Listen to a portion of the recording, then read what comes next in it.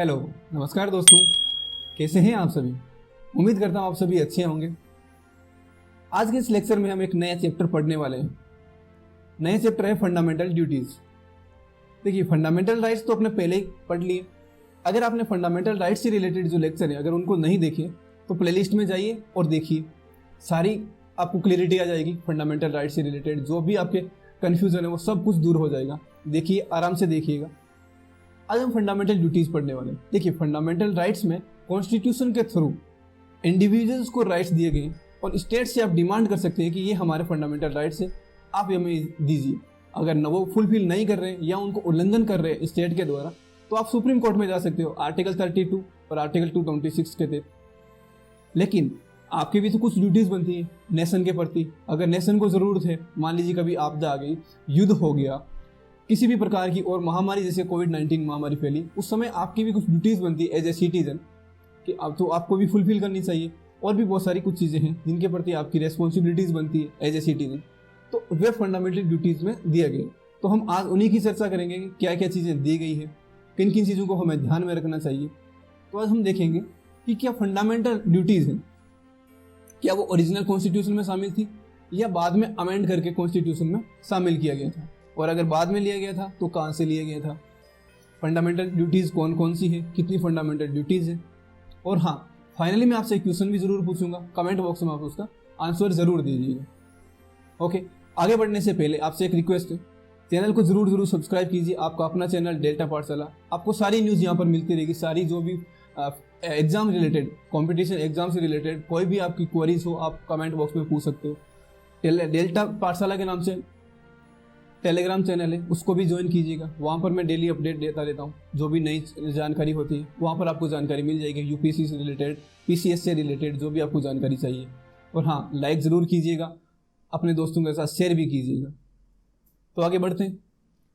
Fundamental duties में देखिए, fundamental duties original constitution में शामिल नहीं किया गया था। फिर बहस छिड़ने लगी कि अगर फंडामेंटल राइट्स अगर सिटीजन को दिया गया है तो क्यों ना फंडामेंटल ड्यूटीज़ भी होनी चाहिए। और बहुत सारे कंट्रीज़ में थे भी जो समाजवादी देश थे, जैसे कि रसिया हो गया या और भी बाकी कंट्रीज़ हो गए, जापान हो गया, उन कंट्रीज़ में फंडामेंटल ड्यूटीज़ शामिल की गई। तो फंडामेंटल ड्यूटीज़ को लेकिन यूएसए, ब्रिटेन, यहाँ पर फंडामेंटल ड्यूटीज़ नहीं थी, कॉन्स्टिट्यूशन में शामिल नहीं थे। 1976 में क्या हुआ, काफ़ी ज़्यादा डिमांड उठने के बाद 1976 में सवर्ण सिंह समिति थी, सवर्ण सिंह समिति की रिकमेंडेशन के बेसिस पर कॉन्स्टिट्यूशन में इनको शामिल किया गया था। 42nd कॉन्स्टिट्यूशन अमेंडमेंट एक्ट आया था, और कॉन्स्टिट्यूशन अमेंडमेंट एक्ट के तहत इनको शामिल किया गया था। अब ये कहाँ से लिए गए थे? देखिए, इस चीज़ को आप कैसे याद रख सकते हो। फंडामेंटल राइट्स अपन ने कहाँ से लिए थे? फंडामेंटल राइट्स अपन ने लिए थे यूएसए से। और जबकि फंडामेंटल ड्यूटीज अपन कहाँ से ले रहे हैं? रसिया से। सोच के देखिए, एक अपन अगर बड़ी किसी कंट्री से, बड़ी पावर से अगर हम फंडामेंटल राइट्स अगर ले सकते हैं, तो एक दूसरी कंट्री से भी हमें कुछ चीज़ सीखने को अगर मिल रही है तो वो लेनी चाहिए, ताकि बैलेंस स्टेब्लिश हो सके। अपन याद करने के लिए कह रहे हैं, बाकी ये नहीं कि हम किसी का फेवर कर रहे हैं या किसी को कुछ कह रहे हैं, हम याद करने की कोशिश कर रहे हैं। तो फंडामेंटल ड्यूटीज़ कहाँ से ले लिया आपने? रसिया से ले लिया। उस समय क्या था, वो यूएसएसआर था, तो यूएसएसआर के कॉन्स्टिट्यूशन से अपने इंडिया के कॉन्स्टिट्यूशन में शामिल किया गया था। जब लिया गया था शुरू में, उस समय 10 फंडामेंटल ड्यूटीज़ को शामिल किया गया। 11 जो फंडामेंटल ड्यूटीज़ था उसको बाद में शामिल किया गया था। ओके, तो जो फंडामेंटल ड्यूटीज़ है वो ली गई थी। अब 1976 में क्या चल रहा था? 1976 में इमरजेंसी चल रही थी, और उसमें प्रधानमंत्री कौन थे? उसमें प्रधानमंत्री थी इंदिरा गांधी जी। इंदिरा गांधी जी प्रधानमंत्री के समय इनको कॉन्स्टिट्यूशन में शामिल किया गया था, इमरजेंसी के समय। अब देखिए, इमरजेंसी के समय जो 42nd कॉन्स्टिट्यूशन अमेंडमेंट हुआ था, बहुत सारे कॉन्स्टिट्यूशन में इतने सारे अमेंडमेंट कर दिए गए थे, जिसकी वजह से बोला जाता है कि 42nd अमेंडमेंट मिनी कॉन्स्टिट्यूशन। सोच के देखिए, मिनी कॉन्स्टिट्यूशन बोलते हैं, इसका मतलब इतने सारे अमेंडमेंट हो चुके थे कि कॉन्स्टिट्यूशन को एक तरीके से मतलब बदलने की ही कोशिश हो गई थी। खैर, वो अलग मुद्दा है। बाद में 44th कॉन्स्टिट्यूशन अमेंडमेंट के तहत बहुत सारी जो अनर्गल चीज़ें थी उनको हटा दिया गया था, निकाल दिया गया था। फिर सुप्रीम कोर्ट के भी बहुत सारे जजमेंट्स है जिनके थ्रू उनको स्क्रैप कर दिया गया था, नल एंड वॉइड कर दिया गया था, बहुत सारी चीज़ों बेसिक स्ट्रक्चर के बेसिस पर। खैर, आगे बढ़ते हैं, अपने कौन कौन से फंडामेंटल ड्यूटीज़ दिए गए हैं। और हाँ, फंडामेंटल ड्यूटीज़ हैं। फंडामेंटल ड्यूटीज़ किसी भी सिटीजन पर बाध्यकारी नहीं है, ठीक है। ये फंडामेंटल ड्यूटीज़ बाध्यकारी नहीं है कि कोई भी अगर सिटीजन है उसको ये मानना ही मानना पड़ेगा। बाध्यकारी किसी भी सिटीजन पर नहीं है। अब बाध्यकारी नहीं है तो वो अपने हिसाब से मान सकते हैं, जब ज़रूरत पड़े तो मान लीजिए, और आपको लग रहा हो कि यहाँ पर मानना चाहिए तो मान सकते हो। सेंटर भी, गवर्नमेंट भी दबाव नहीं डाल सकती है कि आपको ये मानना ही मानना पड़ेगा। गवर्नमेंट प्रेशराइज नहीं कर सकती कि आपको ये अगर नहीं मानोगे तो हम आपको फंडामेंटल राइट्स है वो आपको प्रोवाइड नहीं करवाएंगे। ऐसा गवर्नमेंट नहीं कर सकती है। ओके, अब फंडामेंटल राइट्स को एक एक करके देखते हैं। पहला फंडामेंटल राइट्स है संविधान का पालन करें। देखिए, आपको लिखने की जरूरत नहीं, सुन लीजिए, आपको मैं सारी चीज़ें याद करवा दूंगा। बड़ा इजी चैप्टर है। ओके, तो आगे बढ़ते हैं। संविधान का पालन करें, उसके आदर्शों, संस्थाओं, राष्ट्र ध्वज और राष्ट्रीय गान का आदर करें। देखिए, क्वेश्चन ऐसे पूछा जा सकता है, एज इट इज जो डीपीएस में जो फंडामेंटल ड्यूटीज है उनको दे दिया गया और पूछ लिया गया, 4 दे दिए ऑप्शन या एक ऑप्शन ऐसे दे दिया कि ये कौन सा नहीं है, ओके, कौन सा गलत है, या ए बी सी डी में अगर 4 ऑप्शन बना दिए उसमें से 3 ऑप्शन देके फिर एक और 1 और 2 और 3 and 1 none of the above, कुछ भी ऐसे पूछ लिए गए तो आपको याद होने जरूरी है। अगर मोटा मोटा आपको अगर थीम याद है तो आप उसको याद कर रख लोगे। ओके, तो आगे बढ़ते हैं। तो इसमें देखिए, एक तो याद रखना राष्ट्र ध्वज की बात कर रखी है, एक बात कर रखी है राष्ट्रीय ज्ञान।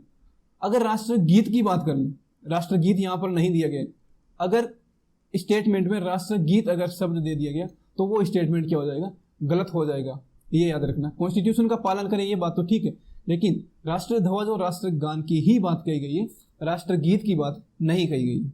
ये आपको याद रखना। सेकंड में क्या रखा है कि स्वतंत्रता के लिए जो राष्ट्रीय आंदोलन को प्रेरित करने वाले उच्च आदर्शों को हृदय में संजोए रखें, उनका पालन करें। मतलब जो भी राष्ट्रीय आंदोलन के समय राष्ट्रीय नेता थे उनके प्रति एक तरीके से सम्मान रखना, उनके जो उच्च आदर्श थे उनको भी हृदय में संजोए रखना और देश को आगे बढ़ाने में उनको हमें शामिल करते रहना अपने काम में। फिर है भारत की संप्रभुता, सोवरेनिटी, यूनिटी एंड इंटेग्रिटी, अखंडता की रक्षा करें और उसे अक्षुण्ण बनाए रखें। अब देखिए, यहाँ से ये क्वेश्चन बन सकता है कि ये जो स्टेटमेंट है भारत की संप्रभुता, एकता, अखंडता, ऐसा स्टेटमेंट दे दिया और दे दिया कि कहाँ कहाँ पर हम कॉन्स्टिट्यूशन में ये देख सकते हैं। तो एक तो क्या हो गया, फंडामेंटल ड्यूटीज में देख सकते हैं। एक अगर आपको याद हो, नहीं याद हो तो मैं बता देता हूँ, प्रीएम्बल में ये चीज़ देखने को मिलती है। प्रस्तावना में ये लाइन लिखी गई है, संप्रभुता, एकता, अखंडता, मतलब ये शब्द देखने को मिलते हैं, तो वहाँ पर भी देखने को मिलता है। तो 2 जगह मिलता है, फंडामेंटल राइट्स में नहीं मिलता है, ड्यूटीज़ में ये चीज़ नहीं मिलती है।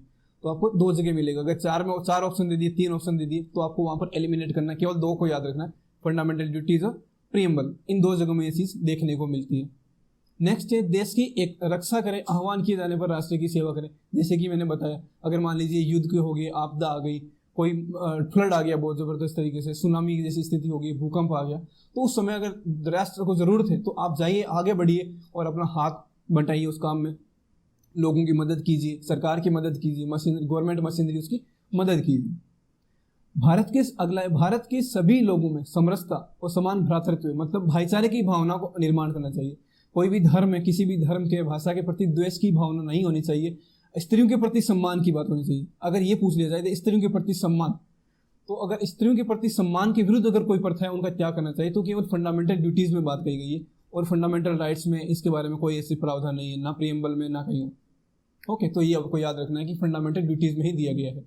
हाँ, तो भाईचारे की भावना की बात तो प्रीएम्बल में भी कही गई है, लेकिन स्त्रियों के सम्मान की बात प्रीएम्बल वगैरह में कहीं नहीं की गई है, यहाँ पर की गई है।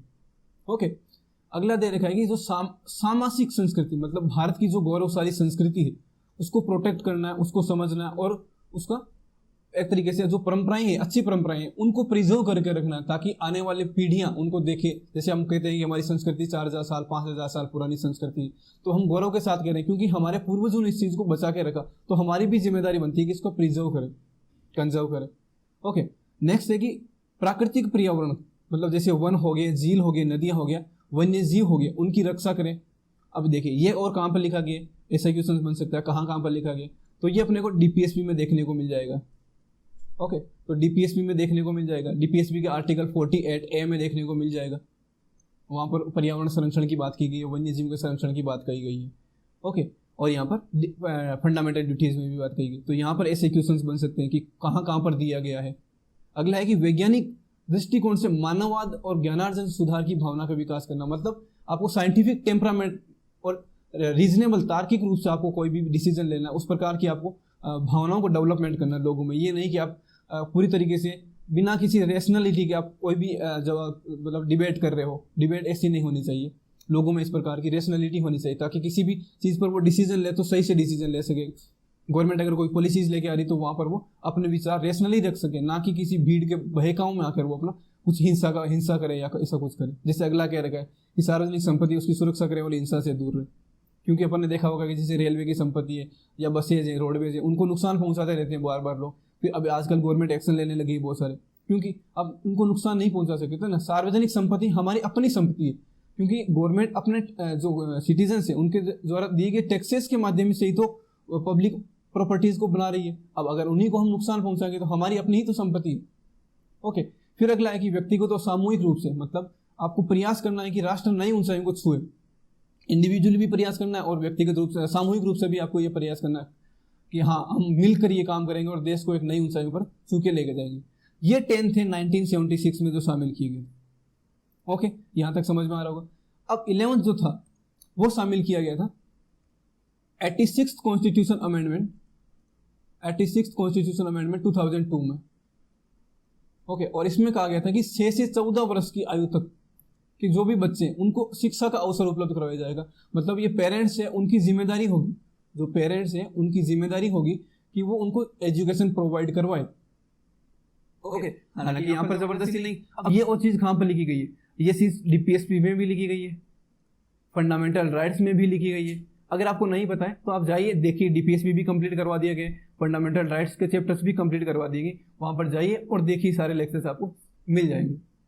ओके, तो आपको सारी चीज़ें क्लियर हो गई होगी, कौन कौन सी चीज़ें आपको समझ में आना चाहिए। इनको रटना नहीं है, ये चीज़ रटने वाली है ही नहीं, क्योंकि कितनी चीज़ें रटोगे आप। इससे बेटर है कि आप समझ लो और आप अगर एक बार फिर से देख लीजिएगा, आपको लग रहा हो कि एक बार फिर से देखना चाहिए ताकि याद हो जाए एजीटी, तो आप फिर से देख सकते हो। ओके, अब आपसे सवाल ये है कि फंडामेंटल जो ड्यूटीज़ हैं उनको कंपलसरी नहीं किया गया, बाध्यकारी नहीं है वो, लेकिन क्योंकि इंडिविजुअल्स के लिए है, लेकिन इंडिविजुअल्स पर बाध्यकारी नहीं है। वहीं अगर देखा जाए फंडामेंटल राइट्स हैं वो गवर्नमेंट पर बाध्यकारी, गवर्नमेंट उनको लागू करेगी ही करेगी। अगर गवर्नमेंट उनको लागू नहीं कर रही और उनका अगर उल्लंघन कर रही है तो हम सुप्रीम कोर्ट में जा सकते हैं और गवर्नमेंट से लागू करवा सकते हैं। तो क्या फंडामेंटल ड्यूटीज भी लागू होनी चाहिए? आपसे ये क्वेश्चन है। हाँ, अब कुछ चीज़ें हैं, जैसे 1-2 एक्ट भी आ रखे हैं अभी तक जो कि फंडामेंटल ड्यूटीज़ हैं उनको लागू करने के लिए। जैसे कि मान लीजिए अपना फ्लैग है, फ्लैग की बात कर रहे हैं, राष्ट्र ध्वज की बात कर रहे थे। ये देखिए, ये शुरुआत में आया हुआ राष्ट्र ध्वज।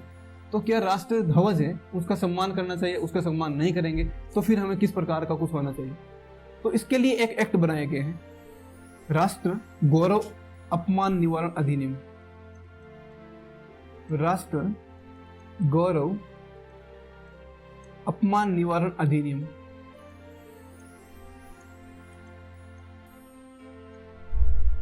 अपमान निवारण अधिनियम 1971।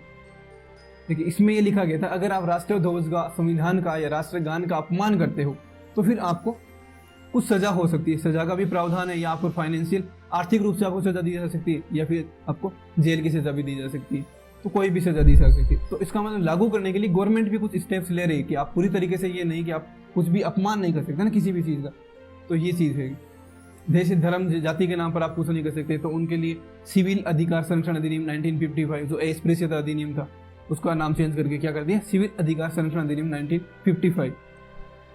ओके, तो आप जाति के आधार पर भेदभाव नहीं कर सकते हो किसी के साथ। इसमें एक चीज़ ये भी है कि जो रिप्रेजेंटेशन ऑफ पीपल एक्ट 1951 है उसके तहत आप किसी धर्म के नाम पर आप वोट नहीं मांग सकते। जैसे कि ये लिखा गया अपना अब इसमें जो आर्टिकल इसमें लिखा गया कि धर्म के नाम पर, जाति के नाम पर आप किसी के साथ भेदभाव नहीं करोगे।